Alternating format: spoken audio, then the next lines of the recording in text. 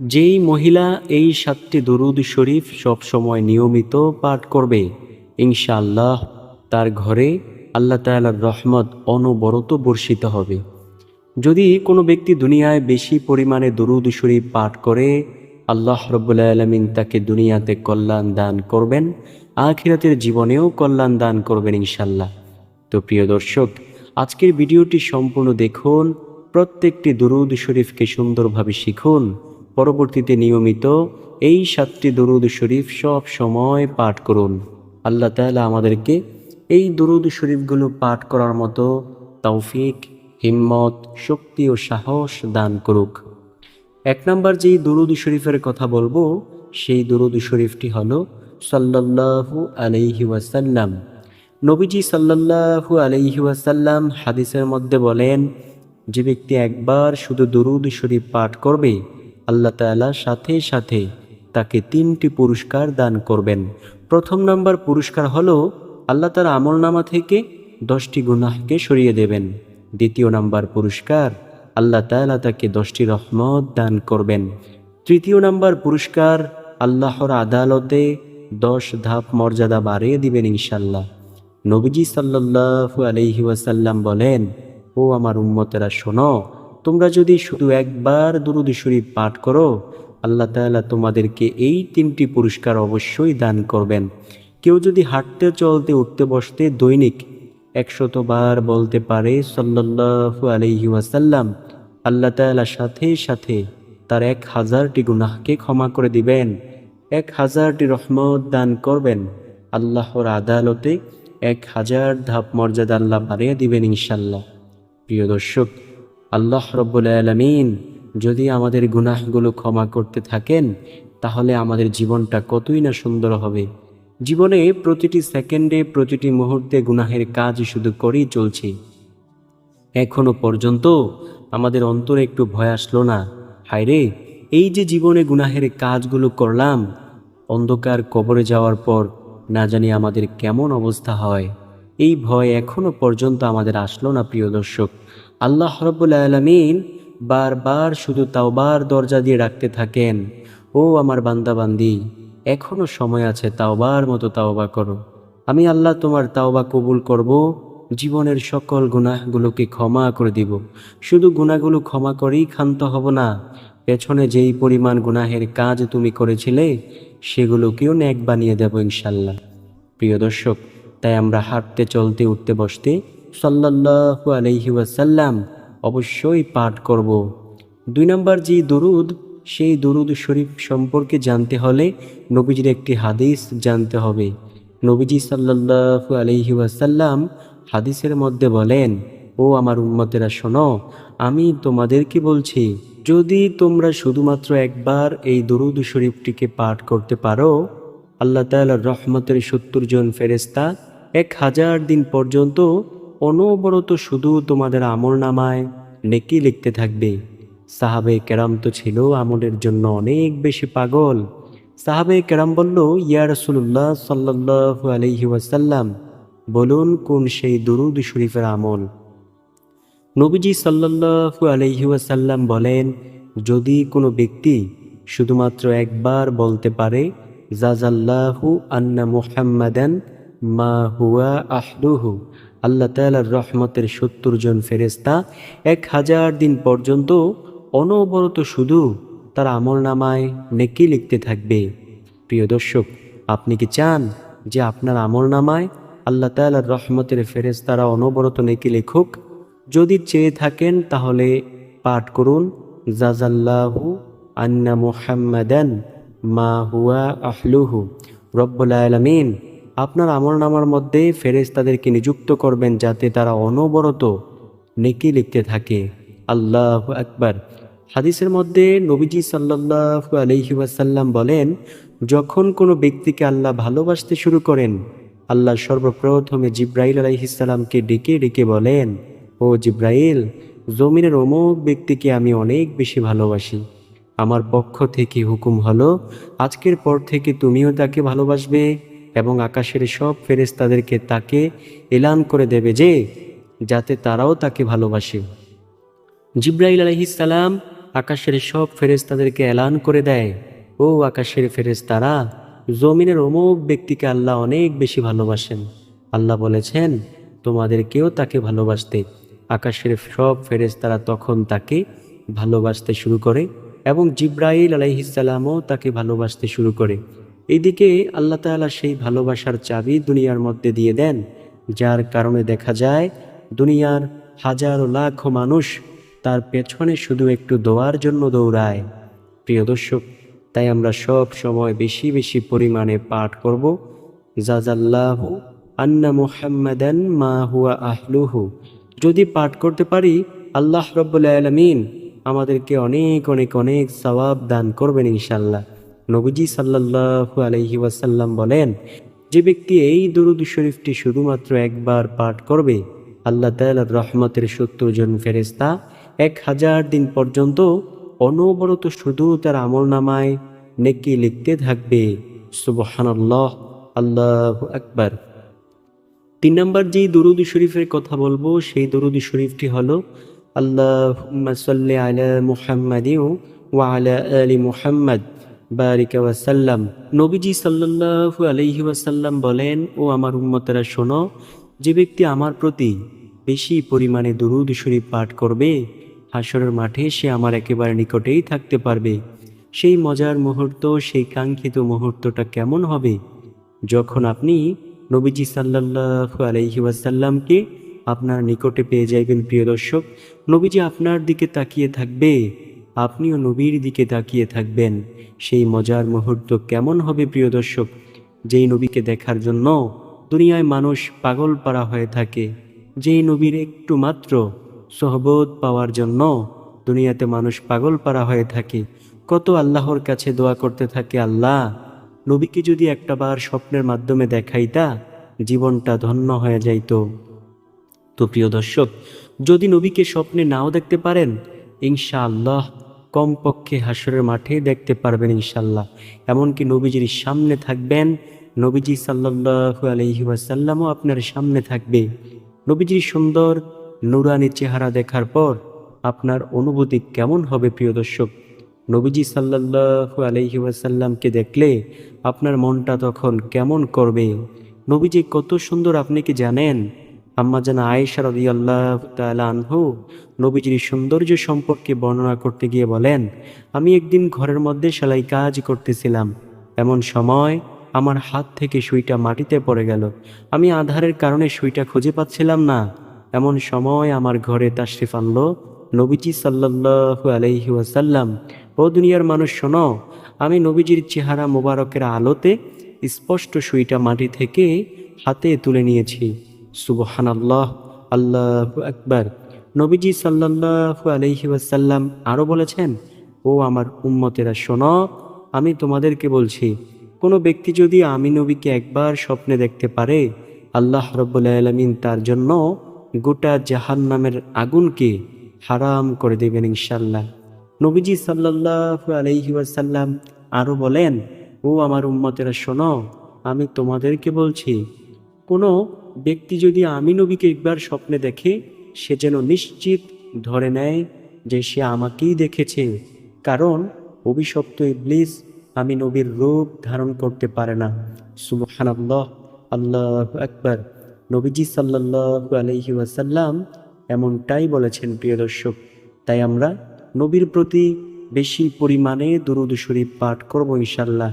নবীজি সাল্লাল্লাহু আলাইহি ওয়াসাল্লামের সাহাবায়ে কেরামগণ বলেন, আমরা যখন আধার রাতে নবীজির সাথে পথ চলতাম, আমাদের কোনো বাতির প্রয়োজন হতো না, আমরা সুন্দরভাবেই আমাদের পথটুকু চলতে পারতাম। আল্লাহু আকবার। তো প্রিয় দর্শক, এমন সুন্দর নবীকে স্বপ্নে দেখতে চাইলে, এমন সুন্দর নবীজির সান্নিধ্য হাসরের মাঠে পেতে চাইলে বেশি বেশি নবীর প্রতি দুরূদ শরীফ পাঠ করুন। নবীজি সাল্লাল্লাহু আলাইহি ওয়াসাল্লাম আপনাকে ভালোবাসবে, আপনার জীবনটা সুন্দর হয়ে যাবে ইনশাআল্লাহ। সাহাবায়ে কেরাম রাদিয়াল্লাহু তাআলা আলাইহিম আজমাইন বলেন, নবীজির চেহারা এত সুন্দর ছিল যে নবীজির সৌন্দর্যের দিকে যদি একবার কেউ মনোযোগ সহকারে তাকাইতো, তাহলে তার 7 দিনের ক্ষুধা থাকলেও সেই 7 দিনের ক্ষুধা আল্লাহ রাব্বুল আলামিন নিবারণ করে দিতেন। তো প্রিয় দর্শক, আমরা যদি নবীজি সাল্লাল্লাহু আলাইহি ওয়াসাল্লামের প্রতি ভালোবাসা সুন্দরভাবে দেখাইতে পারি, আল্লাহ যদি কবুল করে নেয়, নবীজি আমাদের সাথে স্বপ্নের মাধ্যমে হলেও দুনিয়ায় দেখা দিবেন। যদি স্বপ্নে নাও দেখতে পারি, হাশরের মাঠে নবীজি সাল্লাল্লাহু আলাইহি ওয়াসাল্লামকে দেখতে পারবো ইনশাআল্লাহ, ইনশাআল্লাহ। তারপরে যেই দরুদ শরীফের কথা বলবো, সেই দরুদ শরীফটিও বলছি। সেই দরুদ শরীফটি হলো আল্লাহুম্মা সাল্লি আলা মুহাম্মাদিন ওয়া আলা আলি মুহাম্মাদ কামা সাল্লাইতা আলা ইব্রাহিমা ওয়া আলা আলি ইব্রাহিম ইন্নাকা হামিদুম মাজিদ। আল্লাহুম্মা বারিক আলা মুহাম্মাদিন ওয়া আলা আলি মুহাম্মাদ কামা বারাকতা আলা ইব্রাহিমা ওয়া আলা আলি ইব্রাহিম ইন্নাকা হামিদুম মাজিদ। নবীজি সাল্লাল্লাহু আলাইহি ওয়াসাল্লাম বলেন, ও আমার উম্মতেরা শোনো, আমি নবীর প্রতি বেশি পরিমাণে দুরূদ শরীফ যদি পাঠ করতে পারো, হাশরের মাঠে আমি নবী অবশ্যই তোমাকে সুপারিশ করব ইনশাল্লাহ। প্রিয় দর্শক, নবীজির সুপারিশকে হাশরের মাঠে পেতে চান, তাহলে নবীর প্রতি বেশি পরিমাণে দুরূদ শরীফ পাঠ করুন, নবীজি অবশ্যই সুপারিশ করবেন ইনশাল্লাহ। কোন হাশরের মাঠ জানেন? যেই হাশরের মাঠে আপন বলতে কেউ থাকবে না। আপনি দুনিয়ায় যে মানুষগুলোকে দেখতে পাইতেছেন আপনার খুব আপন, সেই মানুষগুলো আপনার আপন থাকবে না প্রিয় দর্শক, সবাই হয়ে যাবে পর। এই দুনিয়ায় আপনার মা আপনার কত বেশি আপন, তাই না?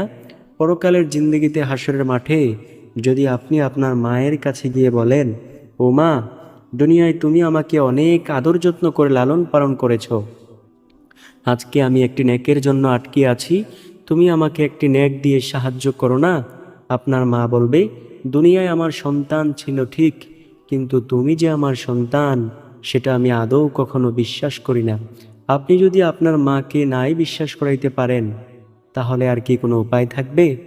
আপনার বাবা আপনার কত আপন।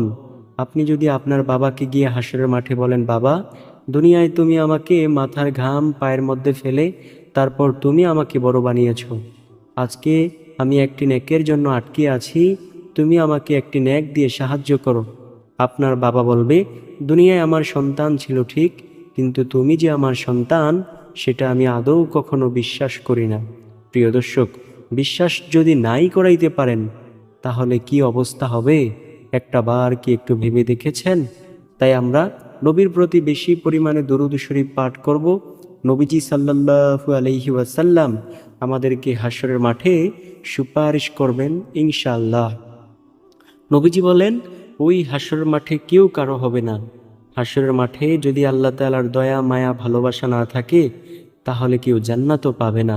শোনো, এক ব্যক্তি হাশরের মাঠে 500 বছরের ইবাদত নিয়ে সে দাঁড়িয়ে যাবে এবং আল্লাহ তাআলাকে বলবে, আল্লাহ, আপনি আমাকে জান্নাত দান করুন। আল্লাহ তাআলা বলবেন, বান্দা, তুমি কি জানো না আমি আল্লাহর রহমত ব্যতীত কেউ জান্নাত পাবে না? ওই ব্যক্তি বলবে, 500 বছর ধরে ইবাদত করলাম, এখনো আপনার রহমত প্রয়োজন।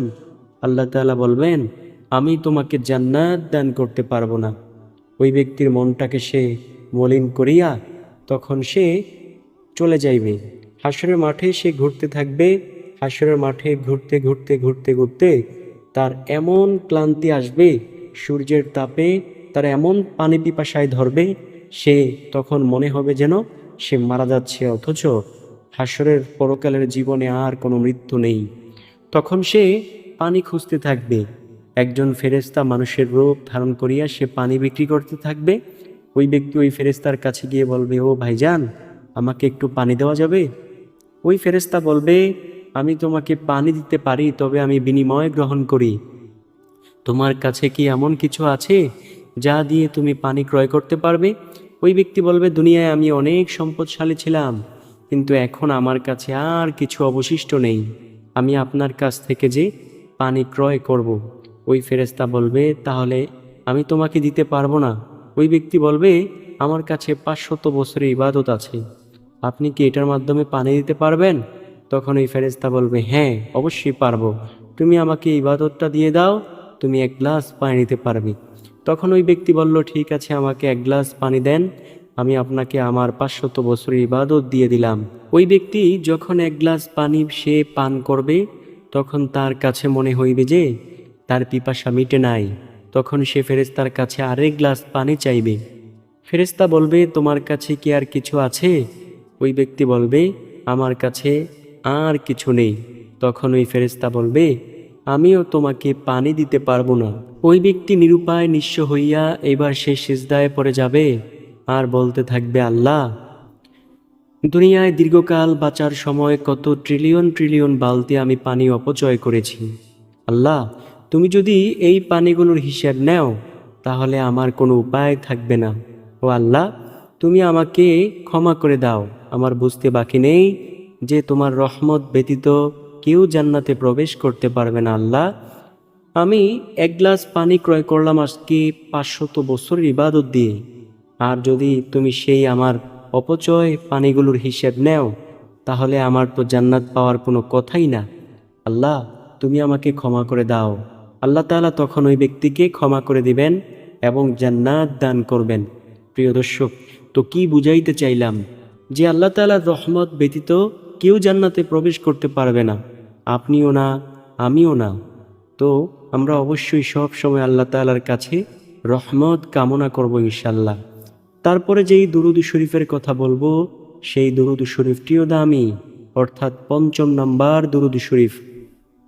নবীজি সাল্লাল্লাহু আলাইহি ওয়াসাল্লামের একজন প্রিয় সাহাবী ছিল যার নাম ছিল হযরত আবু হুরায়রা রাদিয়াল্লাহু তাআলা আনহু। নবীর ওই প্রিয় সাহাবী বলেন, ও দুনিয়ার মানুষ শোনো, আমি তোমাদেরকে বলছি, কোনো ব্যক্তি যদি শুক্রবার জুমার দিন আসরের নামাজের পর যেই স্থানে বৈশা সে আসরের নামাজটুকু আদায় করেছে ওই স্থানে বসেই যদি এই দরুদ শরীফ মাত্র ৮০ বার পাঠ করে, আল্লাহ রাব্বুল আলামিন তার ৮০ বছরের গুনাহকে ক্ষমা করে দিবেন। ৮০ বছরের নেক তার আমলনামায় যোগ করে দিবেন। নবীজি সাল্লাল্লাহু আলাইহি ওয়াসাল্লামের প্রিয় সাহাবী হযরত আবু হুরায়রা রাদিয়াল্লাহু তাআলা আনহু বলেন, কোনো ব্যক্তি যদি শুক্রবার জুমার দিন আসরের নামাজের পর যে স্থানে বৈশা সে আসরের নামাজটুকু আদায় করেছে ওই স্থানে বসেই যদি এই দুরূদ শরীফ মাত্র ৮০ বার পাঠ করে, আল্লাহ তাআলা তার ৮০ বছরের গুনাহকে ক্ষমা করে দিবেন, ৮০ বছরের নেক তার আমলনামায় যোগ করে দিবেন ইনশাআল্লাহ। আর সেই দুরূদ শরীফটি হলো, আল্লাহুম্মা সাল্লি আলা মুহাম্মাদিন নাবিয়্যিল উম্মিয়্যি ওয়া আলা আলিহি ওয়া সাল্লিম তাসলিমা। কোনো ব্যক্তি যদি শুক্রবার জুমার দিন আসরের নামাজের পর যে স্থানে বৈশা সে আসরের নামাজটুকু আদায় করেছে ওই স্থানে বসেই যদি এই দুরূদ শরীফ মাত্র ৮০ বার পাঠ করে, আল্লাহ তাআলা তার ৮০ বছরের গুনাহকে ক্ষমা করে দিবেন, ৮০ বছরের নেক তার আমলনামায় যোগ করে দিবেন ইনশাল্লাহ। প্রিয় দর্শক, জীবনে কত গুনাহের কাজ করলাম, তাই না? জীবনের প্রতিটি সেকেন্ডে, প্রতিটি মুহূর্তে মুহূর্তে গুনাহের কাজ আমরা করেই চলছি। এখনো পর্যন্ত যদি আল্লাহ তাআলার দিকে আমরা না ফিরে আসি, এখনো পর্যন্ত যদি আমাদের ভয় না লাগে, তাহলে আর কবে আমাদের ভয় লাগবে? প্রিয় দর্শক, নবীজি সাল্লাল্লাহু আলাইহি ওয়াসাল্লাম বলেন, উম্মত, এখনো সময় আছে, তাওবার মতো তাওবা করো, আল্লাহ তোমার জীবনটাকে সুন্দর করে দিবেন ইনশাল্লাহ। তাওবাকারীকে আল্লাহ অনেক বেশি ভালোবাসেন। প্রিয় দর্শক, নবীজি সাল্লাল্লাহু আলাইহি ওয়াসাল্লামকে আল্লাহ তাআলা বলেন, ও আমার বন্ধু শুনুন, আমি আল্লাহ আপনাকে একটি বার্তা দিচ্ছি। আমি আল্লাহ এক ব্যক্তির উপর অনেক বেশি খুশি হই। আমি আল্লাহ একটি উদাহরণ দিচ্ছি। ধরুন, এই মরুভূমির মধ্যে একজন উটের পালের মালিকের একটি উট অথবা ঘোড়া হারিয়ে গেল। সে অনেক খুঁজতে লাগলো। খুঁজতে খুঁজতে খুঁজতে খুঁজতে সে ক্লান্ত হয়ে এক পর্যায়ে সে ঘুমিয়ে পড়ল। তার মনে মনে ছিল ঘুমানোর পূর্বে যে এই ঘোড়াটাকে আমি আর পাবো না। কিন্তু ঘুম থেকে সে হঠাৎ করে উঠে দেখল ওই ঘোড়াটা অথবা উটটা তার সামনে হাজির হয়ে আছে। তখন সে কেমন খুশি হবে? নবীজি বললেন, আল্লাহ, সে তো অনেক বেশি খুশি হবে। আল্লাহ তাআলা বলেন, আমিও আমার বান্দার প্রতি অনেক বেশি খুশি হই যখন আমার বান্দা বান্দি গুনাহের কাজ ছেড়ে তাওবা করে আমি আল্লাহর দিকে ফিরে আসি।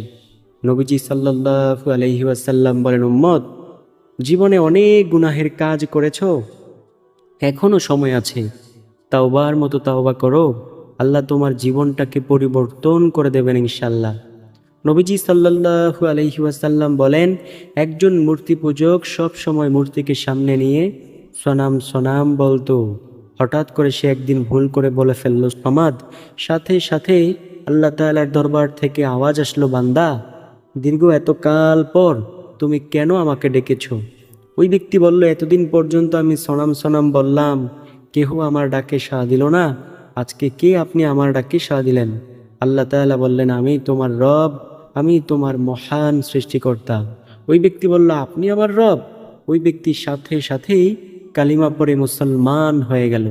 প্রিয় দর্শক, যুগে যুগে তাওবা ইস্তেগফারের মাধ্যমে আল্লাহ তাআলা অনেক বড় বড় পাপিষ্ঠ ব্যক্তিদেরকে ক্ষমা করেছেন। তারপরে যেই 6 নম্বর দুরূদ শরীফের কথা বলবো, সেই দুরূদ শরীফটি হলো সাল্লাল্লাহু আলাইহি ওয়া আলিহি ওয়াসাল্লাম। আমি আবার বলছি, সাল্লাল্লাহু আলাইহি ওয়া আলিহি ওয়াসাল্লাম। নবীজি সাল্লাল্লাহু আলাইহি ওয়াসাল্লাম বলেন, ও আমার উম্মতেরা শোনো, এই দুনিয়াতে আল্লাহ তাআলা এমন কিছু সংখ্যক কানওয়ালা ফেরেশতাদেরকে তৈরি করে রেখেছেন, যাদের কাজ হলো তোমরা যেইখানে থেকে দরুদ পড়ো না কেন, সেই দরুদগুলোকে আমি নবীর কাছে এনে পৌঁছে দেয়া। আর নবীজি সাল্লাল্লাহু আলাইহি ওয়াসাল্লাম তখন তার জন্য প্রাণ ভরে রহমতের দোয়া করবেন ইনশাল্লাহ। প্রিয় দর্শক, নবীর প্রতি যদি দরুদ শরীফ না পাঠ করেন, কার প্রতি পাঠ করবেন? নবীজি সাল্লাল্লাহু আলাইহি ওয়াসাল্লাম কত ভালোবেসেছেন আমাদেরকে, নবীজি কত মায়া করেন আমাদেরকে। যেদিন আজরাইল আলাইহিস সালাম নবীজির রূহ মুবারক কবজ করতে আসলেন, নবীজি সাল্লাল্লাহু আলাইহি ওয়াসাল্লাম বললেন, আজরাইল তুমি কি চাও? আজরাইল নবীকে সালাম দিল এবং নবীজি বললেন, ও আজরাইল, ওয়া আলাইকুমুস সালাম। তখন আজরাইল বলল, ইয়া রাসূলুল্লাহ সাল্লাল্লাহু আলাইহি ওয়াসাল্লাম, আল্লাহ তাআলা বলেছে আপনার রূহটাকে কবজ করতে, তবে আপনার অনুমতি নিয়ে। যদি আপনি অনুমতি দেন তাহলে কবজ করব, যদি বলেন ফিরে যাইতে তাহলে ফিরে যাইব। নবীজি সাল্লাল্লাহু আলাইহি ওয়াসাল্লাম বলল, আজরাইল আমি তোমাকে অনুমতি দিলাম, তুমি কবজ করতে পারো।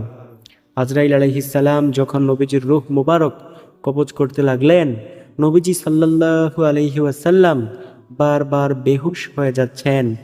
আজরাইল আলাইহিস সালাম নবীজি সাল্লাল্লাহু আলাইহি ওয়াসাল্লামের রূহ কবজ করতে লাগলেন। নবীজি বললেন, আজরাইল রূহ কবজ এত কষ্ট? ও আজরাইল, আমি তোমাকে বলছি, এই দুনিয়াতে আমার যত উম্মতের রূহ তুমি কবজ করবে, সবার সমান কষ্ট আমি নবীকে দিয়ে দাও, তারপরেও কথা দাও আমার উম্মতকে তুমি কষ্ট দিবা না। এইবার একটু ভাবুন, নবীজি আমাদেরকে কেমন ভালোবাসতেন। সর্বশেষ নাম্বার দরুদ শরীফের কথা বলবো, সেই দরুদ শরীফটি হলো, আল্লাহুম্মা সাল্লি আলা সাইয়্যিদিনা ওয়া নাবিয়্যিনা ওয়া শাফিঈনা ওয়া হাবিবিনা ওয়া মাওলানা মুহাম্মদ সাল্লাল্লাহু আলাইহি ওয়া আলা আলিহি ওয়া আসহাবিহি ওয়া বারিকা ওয়া সাল্লাম। তো আশা করব এই ভিডিওটি আপনাদের কাছে অনেক বেশি উপকারী হবে। যদি এমন মনে হয় যে উপকারী ভিডিও, কত প্রিয়জন আছেন আপনাদের, সেই প্রিয়জনের কাছে অবশ্যই শেয়ার করতে ভুলবেন না। ভালো থাকুন, সুস্থ থাকুন, কথা হবে ইনশাল্লাহ পরবর্তী কোনো ভিডিওতে। ততক্ষণ পর্যন্ত এই চ্যানেলটাকে সাবস্ক্রাইব করে পাশে থাকা বেল আইকনটাকে বাজিয়ে রাখেন। আসসালামু আলাইকুম ওয়া রাহমাতুল্লাহি ওয়া বারাকাতুহু।